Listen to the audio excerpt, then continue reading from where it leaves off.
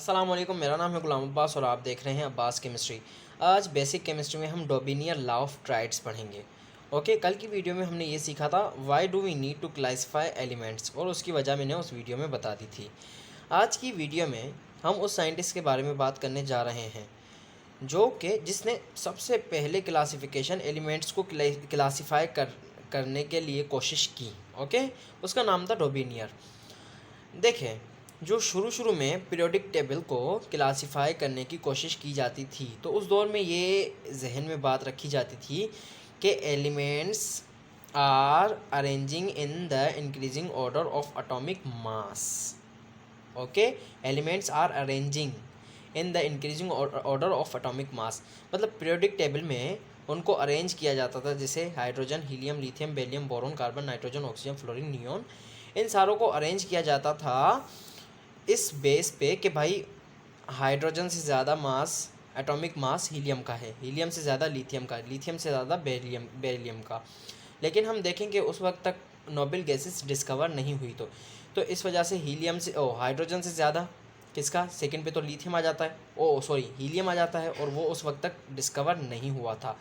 तो थर्ड पे आ जाता है हमारे पास लिथियम।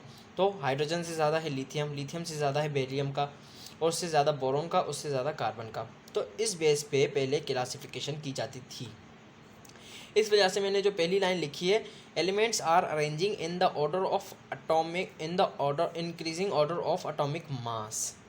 ओके, लेकिन ये बाद में बात गलत भी साबित हुई थी, क्योंकि elements are arranging in the order of increasing atomic number. आज के दौर में ये बात मानी जाती है कि हाइड्रोजन का प्रोटॉन नंबर, एटॉमिक नंबर एक ही बात है। हाइड्रोजन का प्रोटॉन नंबर है 1, तो उसे 1 पे रखा गया है। हीलियम का 2, तो उसे 2 पे।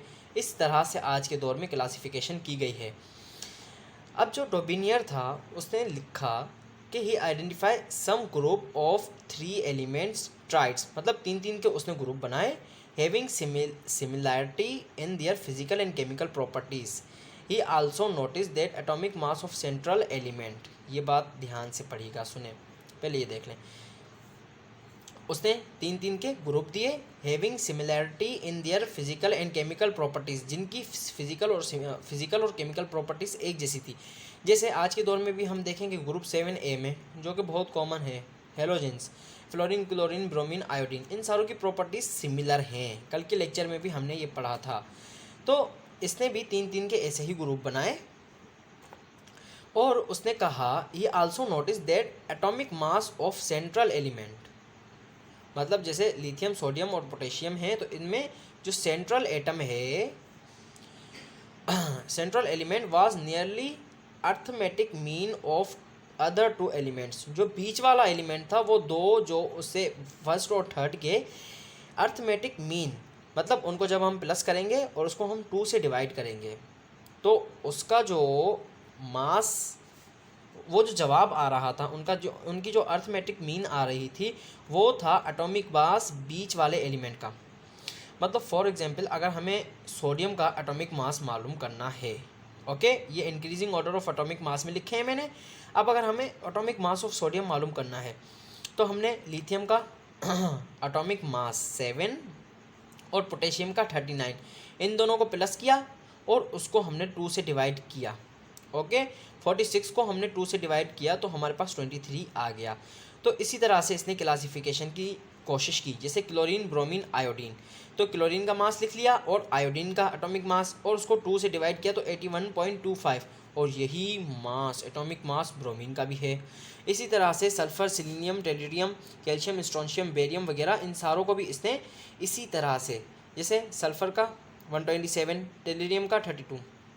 ओके, इसमें शायद थोड़ी सी गलती नहीं, अच्छा कैल्शियम वाली एग्जांपल आप देख लें।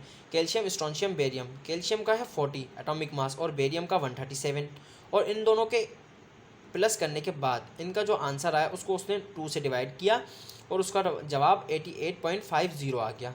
तो यही मास जो है ये स्ट्रोंशियम का आज के दौर में भी है और पहले के दौर में भी था। तो कुछ